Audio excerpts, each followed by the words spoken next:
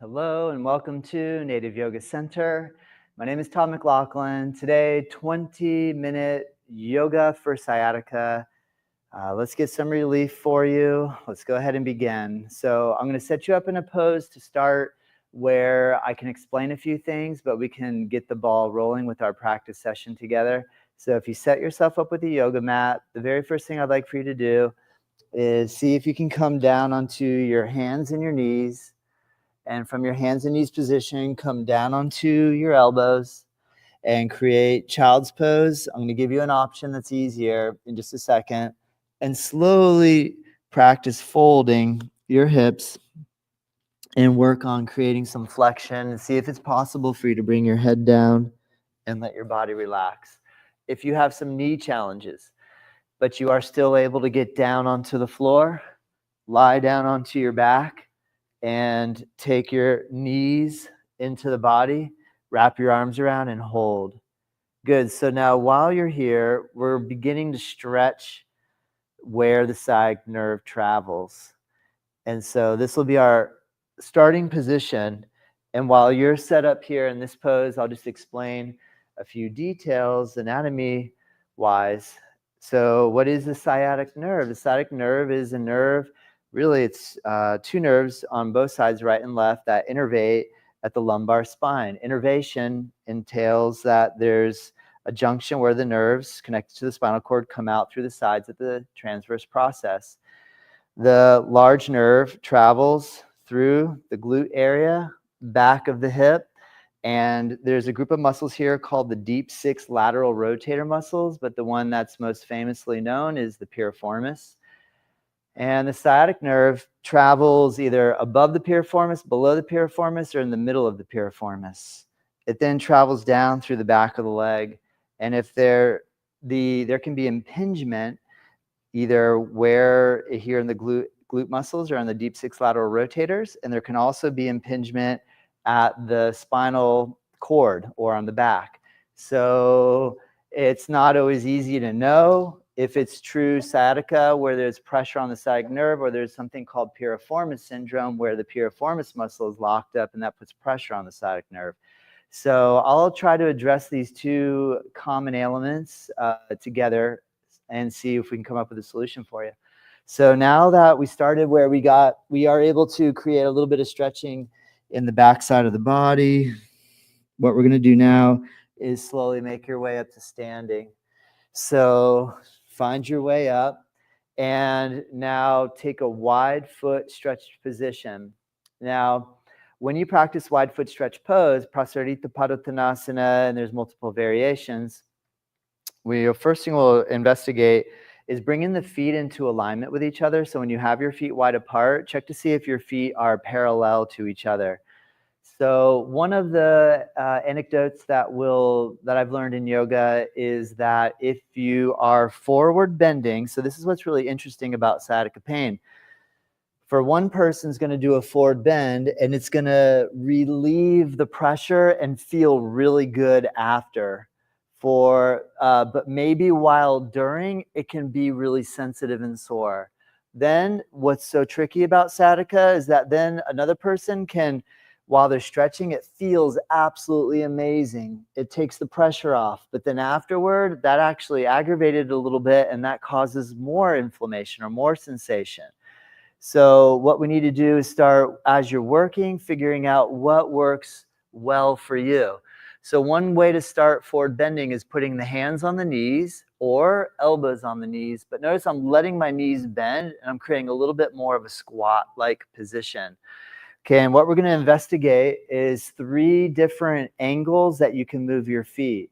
Now, one of the things that is known in the yoga world or taught is that if you turn your feet out a little bit, what this is going to do is that when you forward bend, it will change the amount of pressure that's being placed on the rotational component at the back of the hip.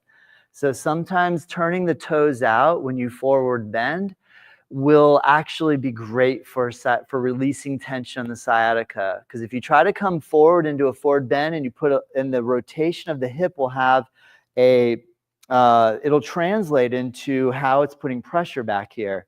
So I want you to explore 3 different feet positions. One is to have your feet parallel. Another is to like duck feet, we'll hear, duck or pigeon toe. Duck is out. And then the third one is pigeon, where you roll in. Now, typically, pigeon toeing will stretch more intensely. And so be careful with that one. I'm thinking the main one, 2 options that you might resort to is feet parallel to each other and or feet turned out. And just start to see if when you forward bend, does that change the position? So if you're able to get down to the point where you put your hands on the floor but your knees are bent, just practice rocking the weight on the heels, turning your feet parallel to each other, and then rocking on the heels and trying to turn the feet out. And see if that has any difference in the sensation that you feel in the back of the leg or the hip. Now, another element with sciatica is that you can feel it down in the lower leg, you can feel it in the back of the leg, you can feel it right in the hip, you can feel it up in the back. So where it's translating in terms of the pain might correlate with where the pressure is, it might not. You can have compression on your sciatic nerve in your lumbar area due to a compression on a disc, but you'll feel the sciatic pain down in the back of the leg. So I just want to point all the details out, so as you navigate this, you're going to come into it with a little bit more understanding. All right, so first we started with child's pose or wind removing pose. Next, we're here with a gentle forward bend. Okay, the next one we're going to employ is you come up, and I want you to try lying down on your back. So I'm going to give you 2 options. We're going to try 2 different ways of working external rotation with flexion. So that piriformis muscle that attaches the femur to the sacrum, so it's a shorter muscle that kind of spans the deep to glute max on your hip. So what happens is that now when you lay down, go ahead and lie down on your back, bend your knees, and take your right foot and cross it on top of your left foot. Now, you might not have enough range to be able to lift your left leg. So what you can do to start to work this range is put your right hand on your knee and gently press your knee away from you. So this might be as far as you want to go. Okay, but if you do have range to lift your left foot, weave your right arm, if you have enough flexibility to do this, through and grab a hold of your left knee and draw down. If it's hard for you to do that, you can take your arms around and you can grab this way. But the main idea is that we are externally rotating the right femur, the right thigh, and bringing the knee toward the right shoulder. And this is how we now stretch there's 6 main muscles, and I'll just go ahead and list them. There's the piriformis muscle, there's the gemellus inferior, the gemellus superior, there's the obturator internus, obturator externus, and the quadratus femoris muscle. These 6 muscles make up what are called the deep 6 lateral rotator muscles. So when we take flexion and external rotation, it stretches this whole area out. So this one can be a really great one. Now, let's change sides. Take your right leg down, take your left leg, cross it over on top of your right knee. You might need a hold here where you put your left hand on your left knee and you press the knee away from you. However, you might be able to lift your right foot, weave the left arm through, or if it's tough for you to do that, wrap around the sides. Gently draw down, apply some pressure into the left hip. And remember, when you're working, apply pressure with sensitivity. Just like, for example, if you have a screwdriver and a screw going into the drywall, you don't want to over tighten it. Same thing with the body. You got to apply tension gradually so that you have plenty of time to adjust. Just don't go too far too fast. Okay, good. And release. Now, this will be the easier version of what I'm now going to show you. So you might resort to coming back to this pose.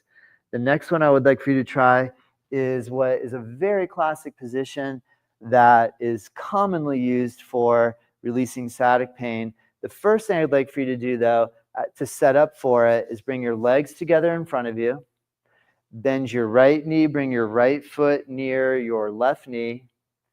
Now you might stay here. You potentially have enough range of motion to bend your left knee and bring your left heel back by your left hip.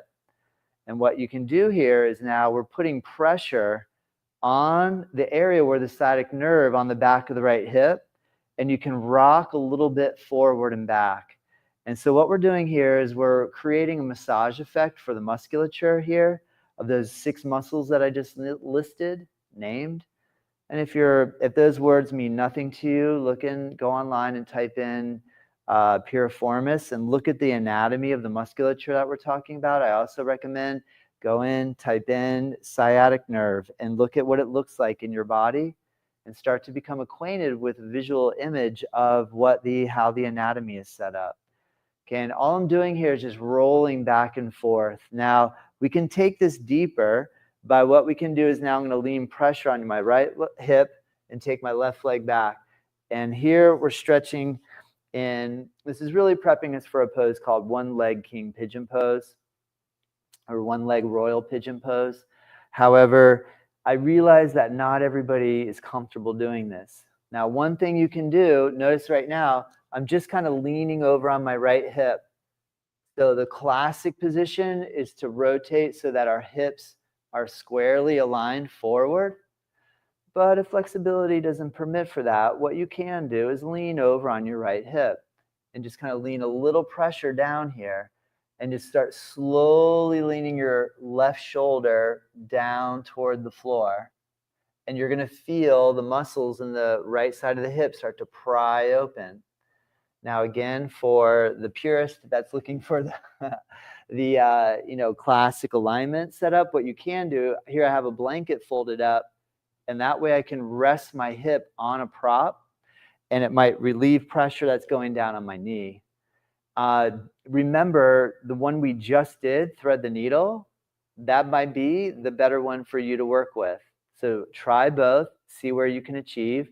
But this is a really good technique for releasing the musculature, the piriformis specifically, that can either release pressure off of the nerve itself, or just by improving the range of motion here, potentially just a stretching sensation alone. Now the nerve, we don't typically, when we pull on the muscles, the nerves, don't think of it as like I'm going to stretch my nerve out.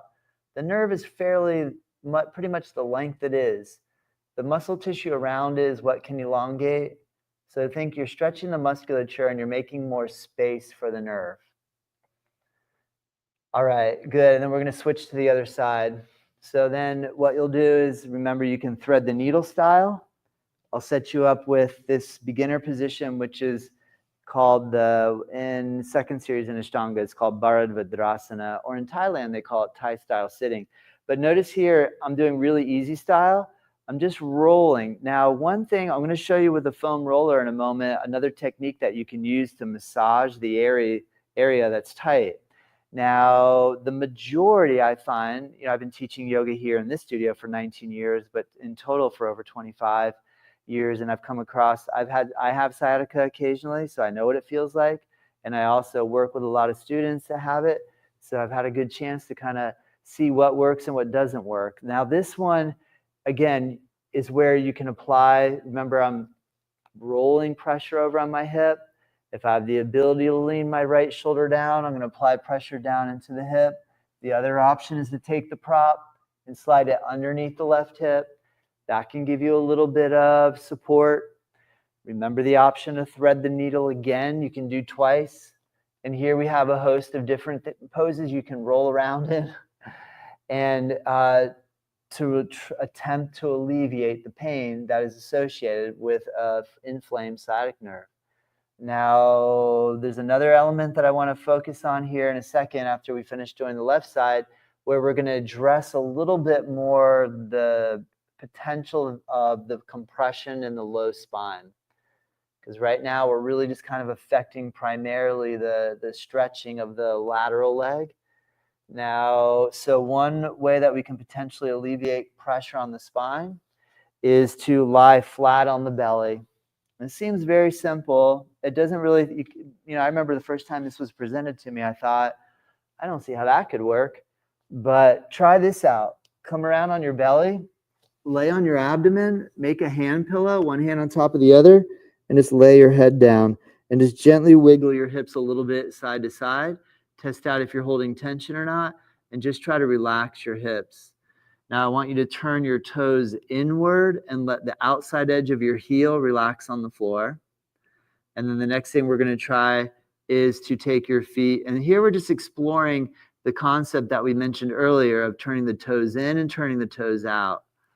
And try with the toes turned out. Wiggle the hips a little side to side. Try with your feet pointed straight. Relax. Wiggle your hips side to side. Try turn your toes in so we create that internal rotation. Wiggle your hips side to side. And see if do any of those feel better than the other. If they all feel equally good, great. Pick one, use any one. If one feels better than the other, use the one that felt better. All right, good. So we hold this one. This is a good option. All right, now peel up. One way to, if you come on your hands and knees, if we try some cat pose, the good thing about the positive element of cat pose is that we are attempting to open the space between the spinous processes in the spine. I can't guarantee that for you, when you flex forward, that might increase the pressure on the nerve innervation. So, but typically, flexing will open the space around there. There's always an anomaly, I've learned. So I'm not making any hard, fast, steadfast rule. I'm just giving you pointers and ideas. Remember to always consult with a physician, get feedback, search answers, and see what works. I believe for me, these are the ones that work. That's why I want to share them with you. So now notice what I'm going to do in cat pose. I have my back rounded, an engagement of the abdominal muscles. I'm just going to lean back very gently and try to increase the rounding of the spine. And just hold as long as you're able. You'll get fatigued. Your arms will start to get tired. Your abdomen will start to get a little fatigued. However, just try to open the space on your back to alleviate some of the compression that potentially is happening at the innervation of your lower back. Good. And then release the pressure. Okay, and let's go for another one. Here I have a foam roller. You don't have to, foam rollers are not expensive. You don't have to buy one though. You can utilize any material. You can use a basketball, a baseball, a tennis ball works really good. Lacrosse ball is pretty amazing. That thing's super firm. You can use anything that gives you a little bit of a rounded edge. And I like the foam roller because it has a little bit of give. Now what I'm going to do, now another element, again, does this fall into the world of yoga? Not exactly, but it doesn't necessarily not fall in the world of yoga. Sometimes the sciatic pain is on the back of the leg. So here I'm just going to roll the foam roller along the back of the leg. Now again, this will feel amazing for some, but then it might make it feel a little more flared up. For others, this might be excruciating while you do it, but then you find that you get major relief. So the only way to know is to try and to be gentle, to not force anything. So I'm just going to roll a little on the foam roller, on the hamstring muscles, on the back of the leg. Now, the other one that I really love when I have a challenge with this is I'm taking the foam roller and I'm going to come up and I'm going to sit on the foam roller and just work foam rolling a little bit on the glutes. And what you can do is you can roll over on your right side and you can emphasize putting the pressure where you feel it. Now, again, some folks feel it on only the right.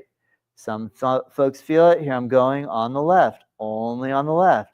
And for, unfortunately, some of us feel it on both sides. And, if you have to take a long road trip and you have sciatic pain, it can be brutal. So bring a foam roller with you, take a rest, go to the rest stop. I know some people get self-conscious, but go somewhere where no one can see you and roll around a little bit. If you could care less, I don't care either. I figure if you're doing something that takes care of you, who cares what other people think, as long as you're not hurting anybody else. So just put a little bit of pressure over on your hip. I even like to work over on the edge here because then I can go super deep in on that area, right where the piriformis muscle is. and you can pinpoint where the pressure on the edge of it goes. So again, if you're like, well, shoot, I don't have a foam roller, that looks great. Well, get one. They're worth having around. Keep it in your home practice. You can, and you might have to do this 10 times a day. But again, start off very slow. Sometimes people are like real type A, like I'm going to do it 20 times a day for 15 minutes each, and that might be too much. So always just start with a little bit and test and see. It's like science. You try it out. All right, and then I'm going to add one more, and this one is really for those of you that are quite flexible. Now, sometimes people see flexible people and they say, how could they be in pain? I wish it was that simple. Now, what we're doing here is just cross-leg style. See if you can sit cross-leg style and practice just rocking forward and then holding your knees and rocking back. In this way, you're getting the opening on the posterior spine. As you roll over your glutes, you're getting some pressure around those deep six lateral rotator muscles. You have the legs kind of like in a double pigeon position, and you just rock forward and back a couple times. All right. I hope that helps. Let me know. Send me a comment. I love teaching yoga, so I'm just looking for finding ways to communicate how great yoga is for you. All right. Have a wonderful day. Send me a comment, and I'll reply. Thank you. Namaste.